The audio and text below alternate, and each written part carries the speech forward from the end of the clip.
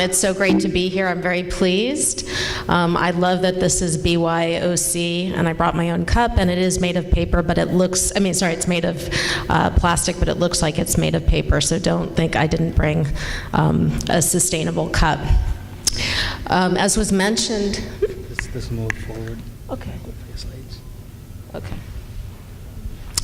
As was mentioned in the introduction, my background is actually in international project and policy development and sustainable development. I'm actually fairly new to the footprint itself. This is the first opportunity I'm having to talk about it, so I really appreciate the ability to engage with that. Up till now, I've been working with the Footprint Network on the Finance for Change initiative, which looks at the finance industry and how investors and credit rating agencies are going to adapt to stranded assets and other shocks to the economy that are going to happen as the economy transitions to a low-carbon economy. So I chose this title because I wanted some universally recognizable icons. How many of you actually recognize this version of Godzilla and this version of Thumbelina? A few hands. I know that they've both morphed over time. These are the ones I grew up with. This is the 1954 version that Tomoyuki Tanaka created, and this is the illustration that Hans Christian Andersen used in the first editions about 120 years earlier. What I didn't realize when I chose them on instinct because of their size is I thought a little bit more about their stories. And you may know that Godzilla was created in the early Cold War years to symbolize Japan's fear of atomic weapons. And in fact, he feeds on nuclear energy and he devours nuclear power plants to refuel himself. Thumbelina's story is a little bit more, let's say, down to earth. She's merely looking for a mate who's of a similar species. But what I really liked is that she travels in a very eco-friendly way. She's on a lily pad and she's harnessed the renewable energy of butterfly wings to get around. So I thought that was a nice contrast. So why are we talking about footprints? I'm sure many in this room actually refer to your own footprint pretty frequently, right? The term has actually become ubiquitous, even to the point where we hear the U.S. military talking about lightening its footprint. Now, the original conception of this comes from the 1990s from Matthias Walker-Nagel and William Rees, who wanted to develop a framework to actually measure and quantify the demand that humans are putting on planet Earth, and to measure that against the biocapacity of the Earth, or the ability for it to regenerate what humans are demanding to feed themselves, shelter, and live their lives. Why do we have it? It helps us establish parameters. So it's a great tool for looking at the global distribution of resources, understanding what the trends are, the intensity, and also for establishing baselines if you're making... if you're making decisions about planning and being able to track your progress. So it helps us with informed choices. Where are we now in terms of Earths? We're using 1.5 planets to fuel our demand for resources. And according to this, we will be getting towards 2 planets. I don't know how many of you are familiar with Earth Overshoot Day. It's the calendar day in the year where we've reached the point where we're now going from the black into the red, and we're drawing down on the Earth's resources and its regenerative capacity for the year. So when it was established in October 2000, when it was established there, it was October of 2000 that was the Earth Overshoot Day. That has moved up now to August, and it anticipates being at about June as we get to 2030. So we're using up our year's worth of resources much more quickly. And that's Godzilla's foot close up, so you can see it to scale with the parking sign and the country fence. Another way to look at it that uses the balance sheet approach, which is really dramatic, is looking at the difference between 1961 and 2008 in terms of which countries have gone from being, in this case, in the green to the red, going from being creditors to debtors, and can no longer supply their own populations with biocapacity. And 80% of the world's populations live in countries that can't supply their own populations within their borders. The colors are a little off there, but we do have this on the website where you can see it much more clearly. It's very interesting.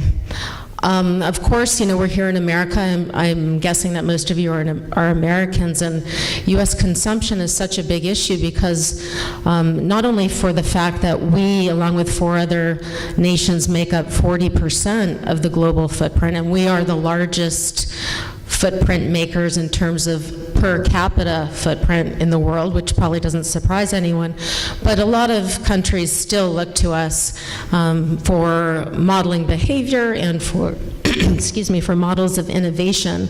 So the onus is really on us to demonstrate how we can shift our practices. This is also a handy state-by-state guide, and the slides for this on our network website are quite good. I also wanted to encourage you, if you are involved in raising awareness or campaigns, to check out the Earth Overshoot Day campaign. You may find a way to get involved or to link it to the work you're doing. This just shows which states are, again, in surplus and deficit. The 2 places I spend the most time in America, my home state of D.C. and my adopted non-state of my home state of California and my adopted non-state of D.C. are very much in debt. These are what the trends look like over time if it's business as usual, and you can see as we get to 2050 that we're at about 2 planets. And I think what's useful here is just to see how large a component carbon is of this footprint as we move forward.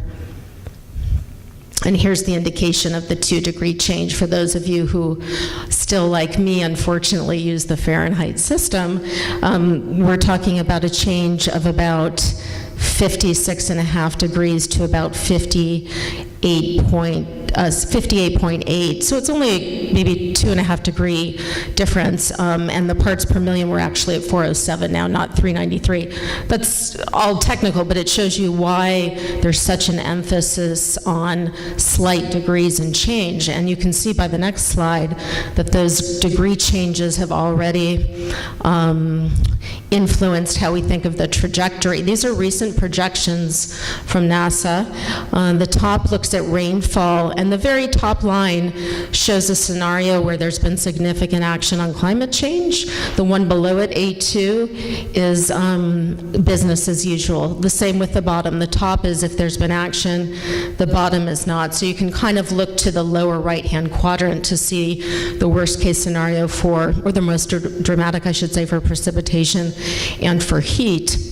I took a picture of the time-lapse photos, so they're not exactly the same, but they're 2036 to 2084 and 2041 to 2080. So they don't quite get us to 2100, but they give us an idea.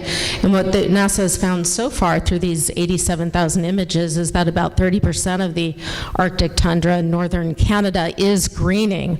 And this is why you probably hear some people talk about the benefits of climate change and how they think agriculture is going to revolutionize. And we know that the north will continue to get both warmer and wetter. And of course, the south, because of tropical air patterns, is going to suffer more from extreme weather events that are both drought and flood. But that doesn't necessarily dictate how we're going to respond to the things that we know are already happening, like the Arctic melting, like extreme weather events, like the greening. And I just included this quote from Social and Political Sciences to say that we don't really know what our impact on that trajectory can be yet, and that mainly to reiterate the point that your guess here today is probably as good as any experts on this situation in terms of what we can expect.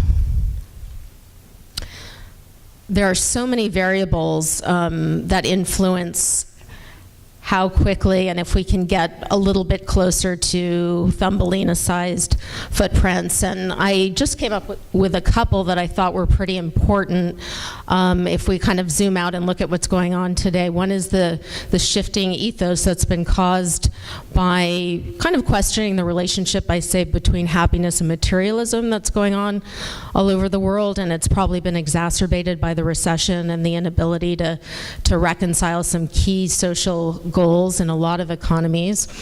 And that's related to the rise of the middle class, or the consolidation of the middle class and demands for goods and services, which also require a balance between having basic security needs. And you can see that very much in China, one of the lead emitter actually, in terms of people leaving the country, also becoming farmers, right? There's so many issues in the pollution issue.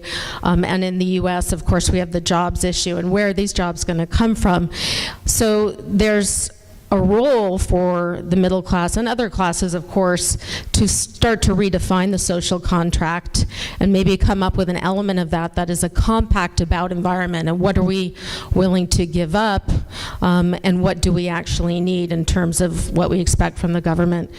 The other aspect of this is conflict management, which I'm actually not going to go into, but somebody mentioned the Arctic melting. That's a very good example of how are these countries going to manage the fight over the resources there that are going to continue to fuel the resource use that we're already experiencing.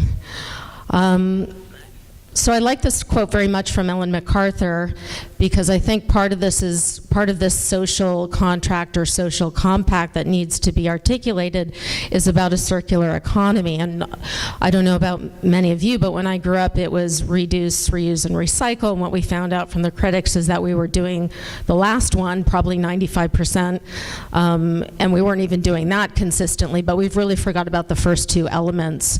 And so one of the things I think is the ability to which we can articulate support for a circular economy in very direct terms.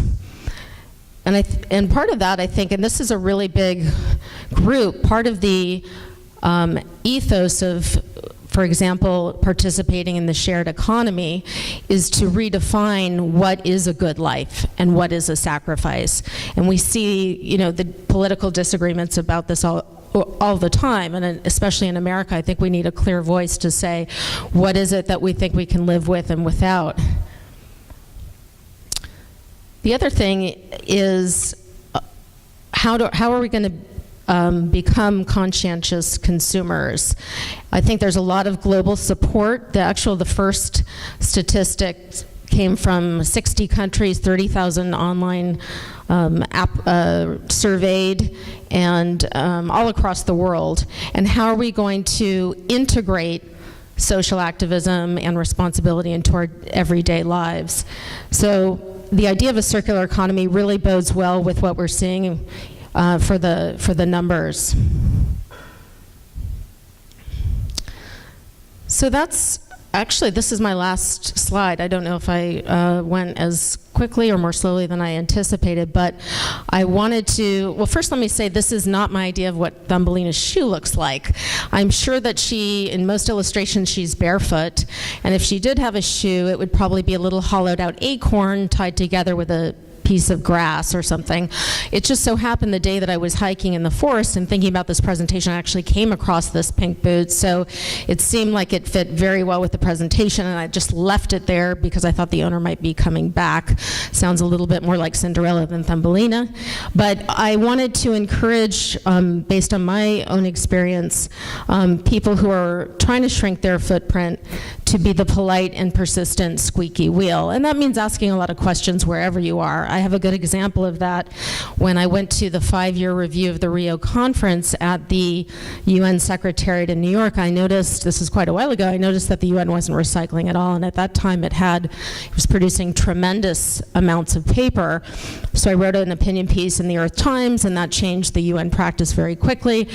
Now at that time, the UN's entire annual use of paper was still less than 1 edition of the Sunday New York Times. So in some senses it was incremental, but the more that we do things like that, the more those incremental steps really add up to economies of scale. So I would never, I would encourage you to take any kind of steps and to think about economies of scale. The other thing is to maintain a sense of humor. There's a lot of silliness in walking that comes up socially and in all kinds of venues when you're walking in smaller shoes. I think I shared with the organizers my struggle and other people's struggle with the airlines and not using plastic cups. I'm still waiting for a soft Teflon cup to be created that can go into a bag and that the airlines can help create incentives for you to use, and that's again why I appreciate so much the BYOC policy.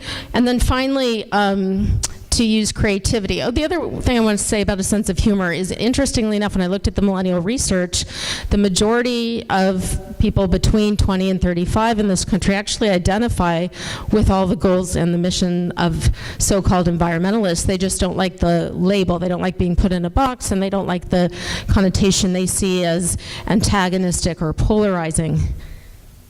So I think in terms of maintaining a sense of humor, what's important is that we all need to show the world that we're green, but that we're not mean, and that we're like anybody else, because the goals and missions are very much aligned. And finally, to use creativity to reinforce the ethos, and that probably goes to a number of the projects you all are working on. In my case, I wrote a novel. It's called Seeing Green. Thank you for mentioning that. I put some copies on the table. That tries to take a very humorous look at being the persistent squeaky wheel, and in doing so I wanted to open up the idea of what it means to be an environmentalist and engage new audiences in environmental politics in a way that they can very much relate to. But I'm sure that you'll all have your own unique way of putting your stamp on this. So I thank you very much, and look forward to questions or to talking to you after the presentation.